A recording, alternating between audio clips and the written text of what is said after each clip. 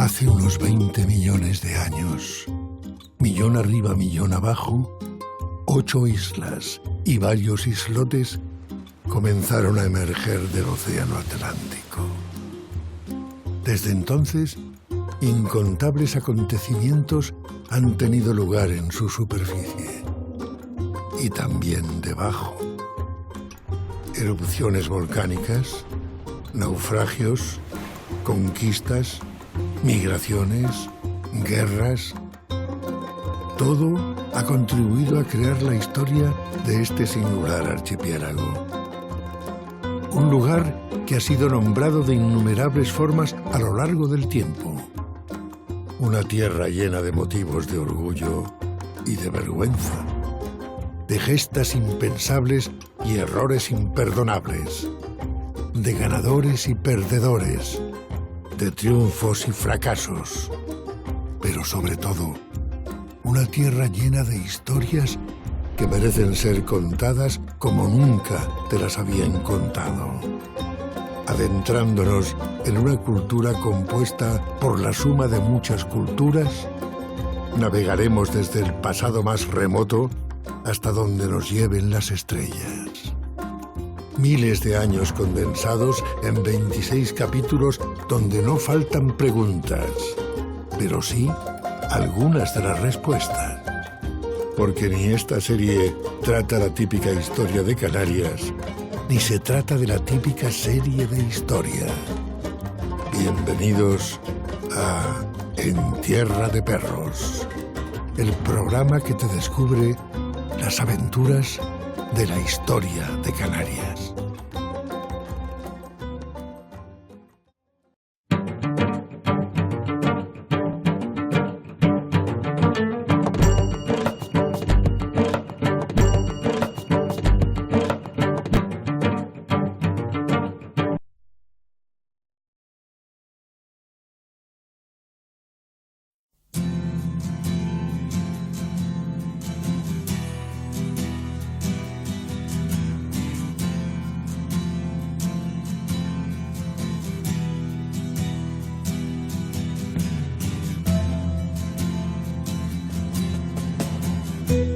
El arte ha estado muy presente en la historia de Canarias desde que nuestros y nuestras aborígenes se dedicaran a hacer pinturas rupestres en el interior de unas 70 cuevas de la isla de Gran Canaria. Lo que ahora entendemos como un gran descubrimiento digno de estudio y que posiblemente en aquella época, para algunos de ellos, solo fueran esos garabatos que están estropeando la pared. A lo que nos referimos es a que es muy posiblemente nosotros le otorguemos más importancia de la que le daban los primeros pobladores. Es lo mismo que cuando ahora nos maravillamos ante las obras maestras de Velázquez, pero para el pintor solo era su manera de ganarse la vida, tratando de mantener contenta a la corona para que el dinero siguiera entrando, que la vida siempre ha estado cara. En la historia es muy importante tener en cuenta aspectos no solamente del poder de las clases nobles, sino también hay que tener en cuenta al pueblo. O sea, aspectos relacionados con la etnología, con la antropología, son muy importantes para contar la historia. Por eso aquí en el museo tenemos grabados de oficios antiguos, pero no solamente grabados, en el siglo XX tenemos muchas fotografías de oficios que ya han desaparecido, ¿no? A lo mejor un oficio como el limpiabotas, que en Madrid era súper representativo a mediados del siglo XX, pues hoy en día es muy difícil encontrar, ¿no?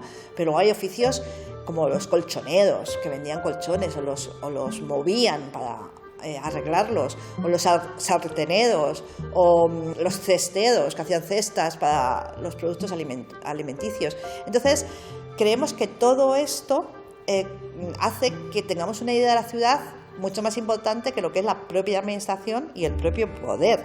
Antes de la industrialización todos los oficios eran artesanos, todos los oficios eran manuales, todas las herramientas que utilizaban eran de acción manual. Cuando se empieza a utilizar el concepto de artesanía, cuando vamos a diferenciarlo del proceso industrial. En la actualidad, la mayor parte de los oficios que nosotros denominamos artesanos, muchas de sus herramientas son eléctricas, son herramientas mecánicas, pero el proceso sí forma parte de un solo individuo, que con unas materias primas, primeramente, a la hora a veces yo de poder diferenciar qué es una actividad manual de un oficio artesano, es que el oficio artesano controla sobre todo la materia prima que va a utilizar. No es lo mismo un carpintero que una persona que hace bricolaje. Tú tienes que conocer cuáles son las características de esa madera, si es apropiada para un tipo de uso o para otro, cómo funciona con una humedad, con calor, etc. Esa es una de las características, de las cualidades que tiene que tener un artesano o una artesana, saber las propiedades de esos materiales, de esos recursos, convertirlos en materia prima, saber cómo se puede convertir para que sea óptimo su uso y después, a través de la utilización de unas herramientas, elaborar un producto.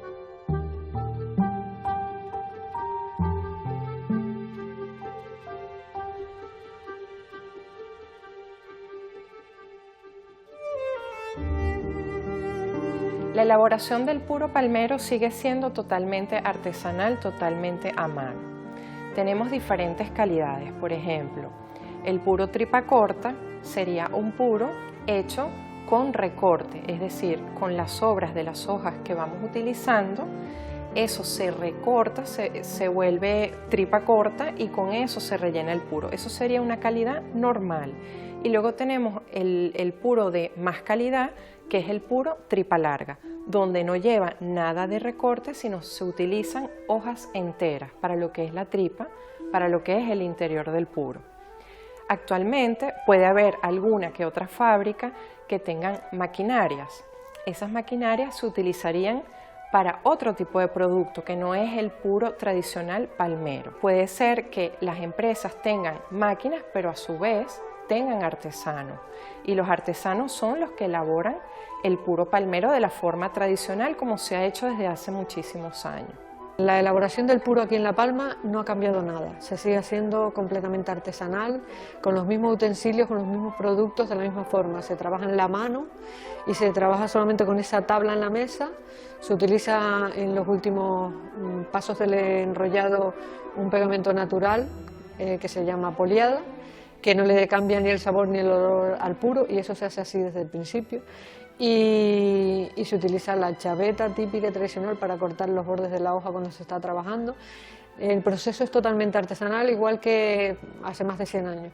Muchas de las técnicas son las mismas. Ha habido algún desarrollo técnico nuevo, pero no son demasiado importantes por lo general. Hay cambios en aspectos sociales. El tamaño de las tripulaciones ha variado. Hoy muchas veces estamos ante tripulaciones de un solo pescador, de un solo patrón que sale con su barco y pesca solo en muchas comunidades de las islas. Antes era más habitual las tripulaciones de 2 o incluso más personas en pequeñas embarcaciones de un porte bastante similar al que nos encontramos hoy en muchas zonas. Trabajamos con antiguos artesanos, antiguas artesanas, antiguos clientes que nos cuentan cómo ellos vivían en la isla de Gran Canaria concretamente o en otras islas, y cómo ellos utilizaban una serie de objetos que eran elaborados por vecinos suyos, por artesanos y artesanas que le iban incorporando estos objetos. En el caso de oficios que hemos visto que han desaparecido, que hoy en día incluso nos costó muchísimo investigarlo, pues el mundo de la albardería. Los albarderos fueron unos profesionales imprescindibles en la isla de Gran Canaria concretamente, que es el marco de trabajo que realizamos desde la FEDA, puesto que formamos parte del Cabildo de Gran Canaria. Pues estos albarderos eran los profesionales que elaboraban, siguiendo unas medidas concretas de cada una de las bestias, de los burros, de los asnos, una serie de sillas de montar que eran imprescindibles para transportar objetos, transportar gente dentro de la isla. Comentar que hasta los años 60 del siglo XX muchos de los municipios, muchos de los pagos de la isla de Gran Canaria no tenían carretera, por lo cual era a través de estas bestias de carga cómo se transportaban los objetos de un lado a otro.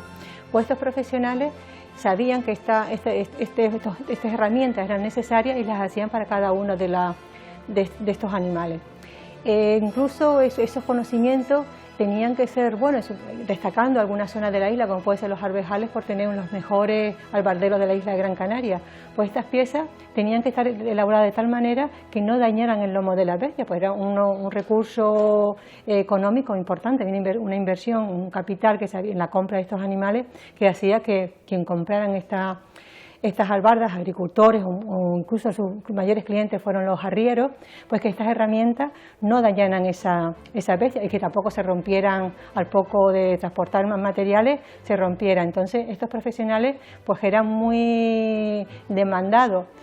Es el caso de los afiladores ambulantes, esas personas que iban de un lugar a otro canturreando una melodía característica con su zampoña, un peculiar instrumento que también pertenece al pasado, para que los vecinos supieran que se encontraban en la zona.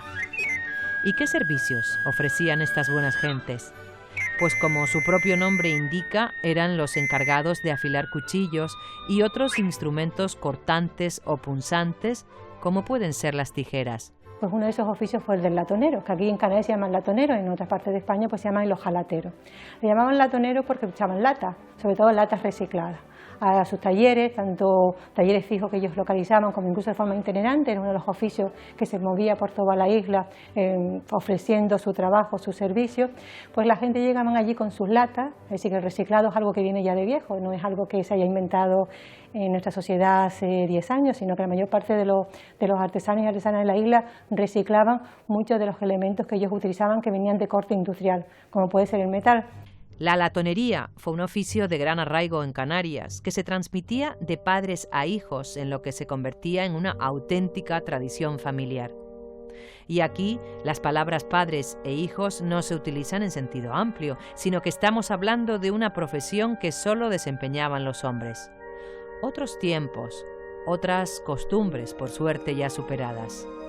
Muchas veces, en vez de comprar la hojalata, reciclaban estas latas. Entonces el cliente aparecía en sus talleres o cuando ellos iban a los pueblos, en el lugar donde se ponían en la plaza del pueblo, ellos iban a trabajar, pues llegaban con sus latas de aceite, con sus latas de petróleo, ellos las limpiaban, las recortaban y empezaban a elaborar los objetos. Con muy poquitas herramientas que yo tenía, que es la tijera cortalata, lo que es un soldador y un infiernillo, que el infiernillo es una especie de cocina de petróleo, con estos 3 elementos y una cola de pato, que es una especie de yunque, donde podían ellos hacer las diferentes dobleces para unir las hojas de hojalata, pues ellos elaboraban estos objetos necesarios. ¿Cuáles eran estos objetos? Pues sobre todo lechera, palas para el gofio, el millo, etcétera, vasos, medidores de líquido. Y después, aparte de elaborar objetos, pues también hacían arreglos. Pues mucha gente que se le había roto la asa de la lechera, pues llegaban a ellos para que ellos volvieran otra vez a doblarla, a entañarla y pegarla, etcétera. Que fueron unos personajes muy habituales en toda la geografía insular. Dentro de lo que es estos oficios que estaban alrededor de la agricultura y de la ganadería, también existían otros asociados a lo que es el mundo de los bosques. Entonces hubieron varios oficios que eran sobre todo oficios de servicio, no elaboraban un objeto, sino que captaban una materia prima que era necesaria para la vida cotidiana de la población insular, como es la madera, como puede ser la pinocha. Estos profesionales que a veces eran agricultores, que no tenían tierras propias, que no tenían a veces una economía boyante, pues recurrían a estos montes, con los permisos, algunos y otros sin permiso, a recuperar estas materias primas que eran necesarias, pues la pinocha pues para calentar los hogares, para rellenar los colchones de las casas, para el empaquetado de los tomates, para el empaquetado del plátano, etcétera. Los pinocheros y pinocheras. Aquí no había distinción de género, que eran quienes recogían la pinocha, es decir, las hojas secas que caen de los pinos, para venderla. La pinocha se usaba como cama para las bestias, embalaje para el transporte de plátanos y tomates y como fertilizante en las fincas agrícolas. Un oficio que estuvo muy arraigado en Canarias, especialmente en las islas de La Palma, Tenerife y Gran Canaria, donde hay pinos y donde hay demanda, claro. En el caso del turrón o de otros elementos, de otros objetos que forman parte de la gastronomía, todos estos oficios siguen siendo artesanales, sigue estando de manos de una persona, de un cocinero, de un repostero. ¿Qué pasa? Que muchos de estos productos en la actualidad tienen que cumplir una normativa sanitaria, por lo cual sus talleres, sus cocinas, tienen que cumplir esa normativa, como puede ser la persona que vende leche, que elabora el queso o que elabora los turrones.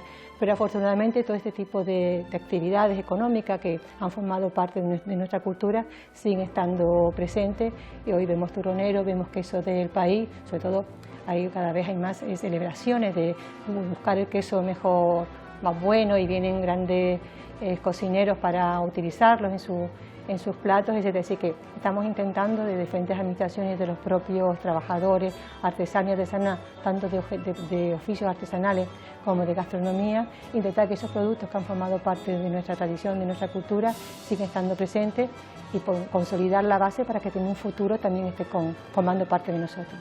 No hemos conseguido salvar esas profesiones, pero al menos sí que sigue vigente una muestra del acervo cultural canario, específico de esta tierra de perros que tantas veces exportó cosas del extranjero, pero afortunadamente no siempre.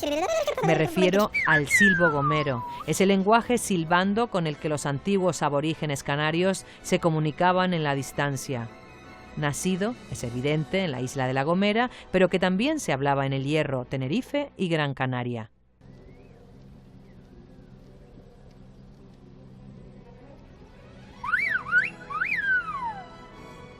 El silbo gomero es un mecanismo para dar mayor potencia a la palabra de la lengua hablada y que pueda oírse a grandes distancias. Una palabra hablada solamente se puede oír a una distancia de 150, 200 metros, cuando se grita, no más allá probablemente de 200 metros. Pero una palabra silbada puede oírse hasta una distancia de 1,5 km o 2 kilómetros.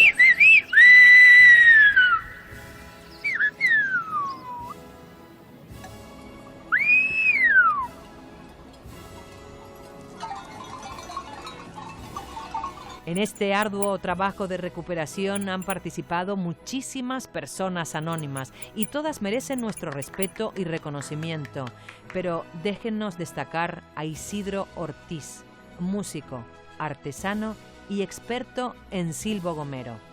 El maestro de los maestros silbadores. Se ha pasado más de 50 años enseñando el arte del silbo gomero. Mucho más que un lenguaje, una seña de identidad de un pueblo que cuenta con su propia asociación. Bueno, yo creo que el silbo gomero es importante preservarlo por dos razones. La primera de ellas por una razón etnográfica. Sin el silbo gomero no se entiende la sociedad gomera tradicional y también la herreña, porque también se silba en el Hierro. Pero yo creo que el silbo gomero debe preservarse fundamentalmente por una razón lingüística. Nosotros, en nuestros verbos estatutarios, es el de rescatar, vivir, transmitir y defender todo lo relacionado con nuestras costumbres, tradiciones, historias, señas de identidad. Tenemos a la generación más preparada técnicamente, más preparada en lo que son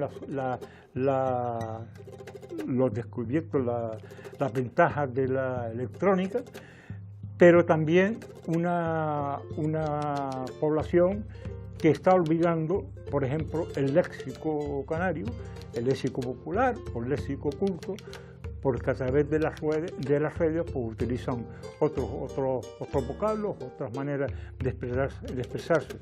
Nosotros tratamos con nuestro trabajo de que eso no sea así.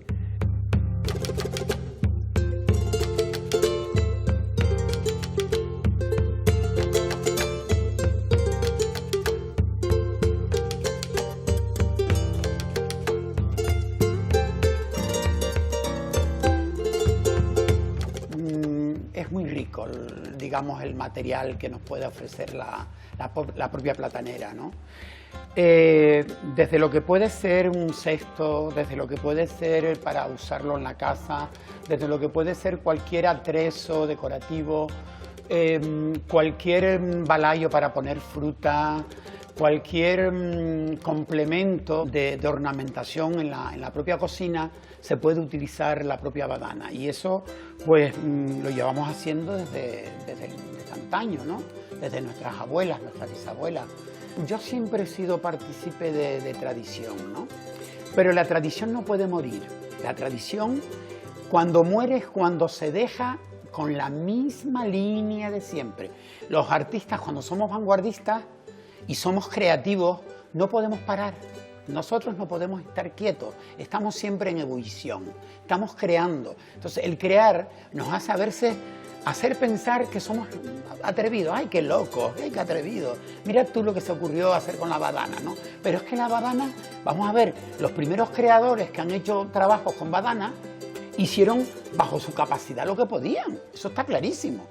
Pero si ahora hay un entendimiento diferente, el por qué cerrarnos a ello. ¿Por qué tenemos que cerrarnos? Desde el calzado, desde lo que es un objeto, digamos un atrezo decorativo, desde lo que es un complemento para poner en una solapa, todos esos atrezos pueden ser de ahora. ¿Quién dice que no? Con el objeto y con el material y la materia prima de antaño. Pero vamos, llevado a la actualidad, si no va a morir la artesanía.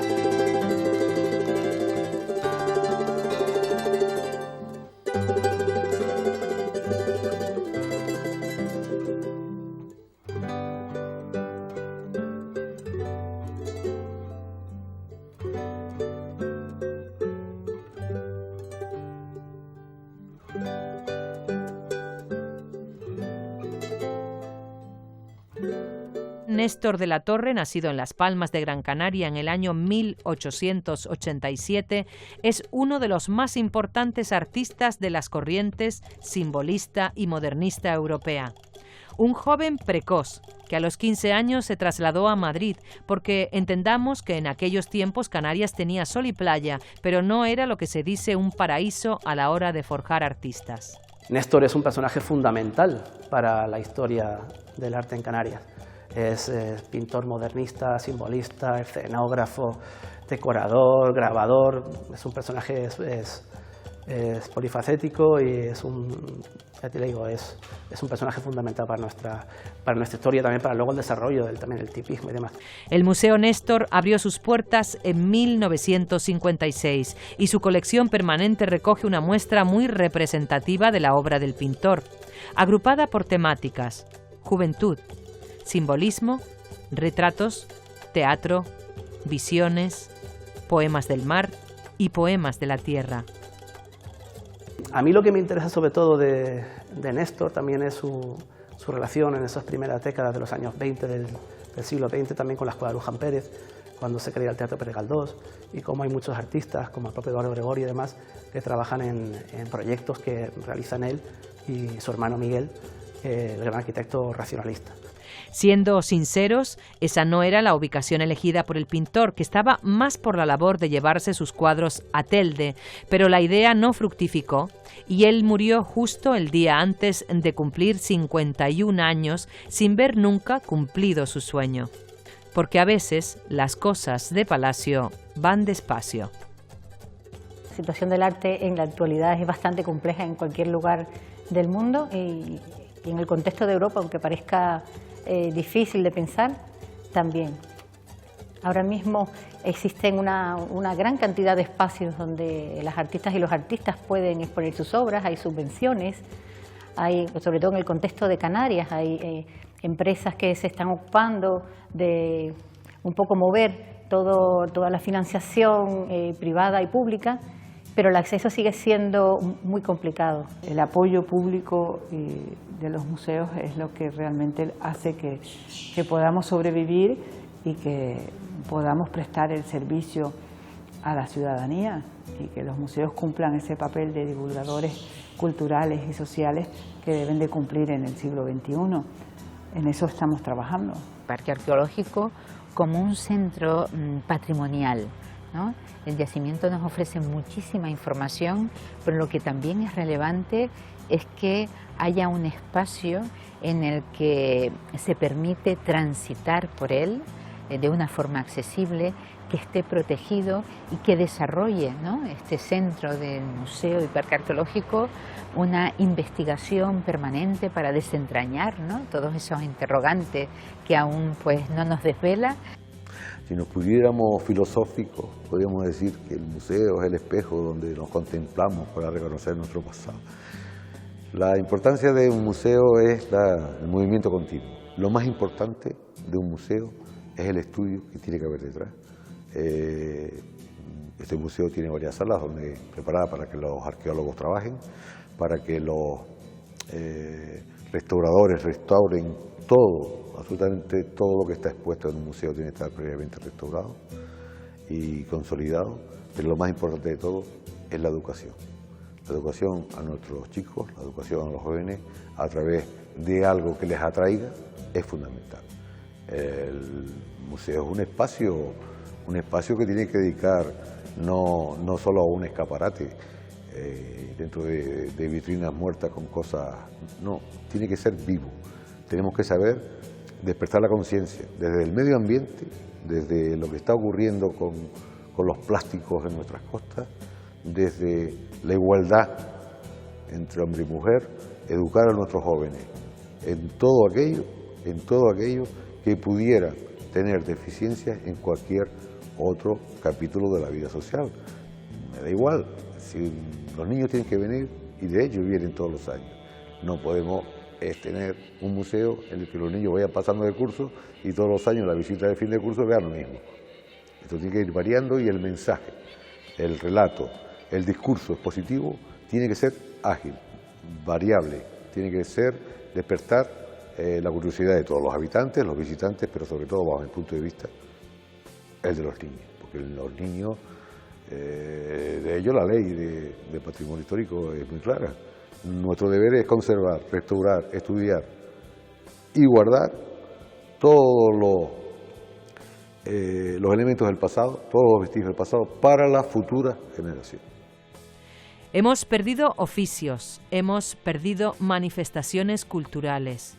Está en nuestra mano tapar esa brecha. Un pueblo sin el orgullo de su cultura es un pueblo sin identidad.